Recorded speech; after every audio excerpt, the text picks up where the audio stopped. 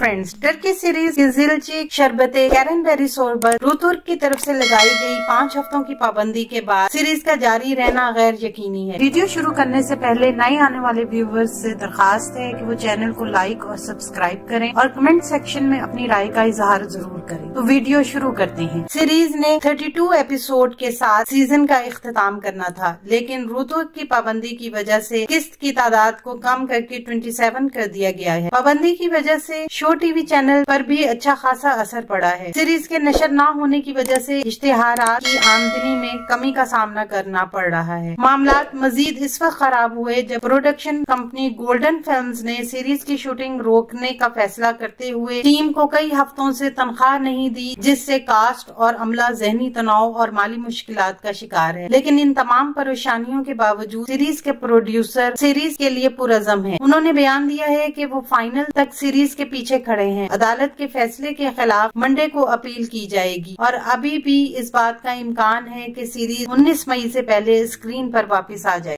आने वाले दिनों में अपने पसंदीदा ड्रामों की मजीद मालूमात के लिए हमारे चैनल को लाइक करें, शेयर करें और सब्सक्राइब करना ना भूलें। शुक्रिया।